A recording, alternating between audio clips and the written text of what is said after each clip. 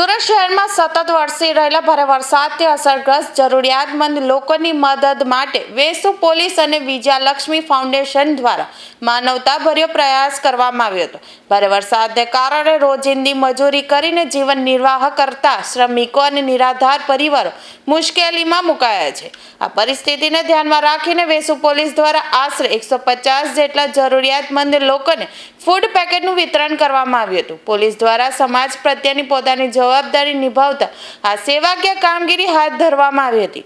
આ પ્રસંગે પોલીસ અને જનતા વચ્ચે વિશ્વાસ, સહયોગ અને માનવતાની ભાવના વધુ મજબૂત બને તેવો સંદેશ આપવામાં આવ્યો હતો। પીઆઈ જિગ્નેશ રાઠવાના માર્ગદર્શન હેઠળ યોજાયેલી આ કામગીરીને સ્થાનિક લોકોએ પણ સરાહના કરી હતી।